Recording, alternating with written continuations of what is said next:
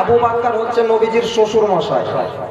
আবু বকর নবীজির শ্বশুর মশাই। আপনার আমার শ্বশুরের সামনে গিয়ে যদি আপনি দাঁত কেলান, শ্বশুর আসছে, দাঁতকে আপনার একদম রুমাল দিয়ে আপনার ঢাকবে না?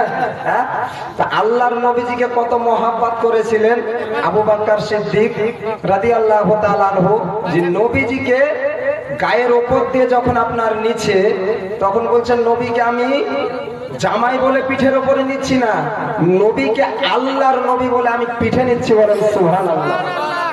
তো নবীজিকে এইরকম যদি মহাব্বত করেন তাহলে কাজ আছে। আর নবীজিকে যদি ভালো না বাসতে পারেন, সর্বপ্রথম আর আল্লাহ পাক রব্বুল আলামিন কোরআন শরীফের মধ্যে আপনার বলেছেন, কুল ইন কুনতুম তুহিব্বুনাল্লাহ ফাত্তাবিউনি ইউহিব্বুকুমুল্লাহ ওয়া ইয়াগফির লাকুম যুনুবাকুম ওয়াল্লাহু গফুরুর রহিম। হাবিব গো, যারা আমারে পেতে চায়, আমি আল্লাহকে যারা পেতে চায়,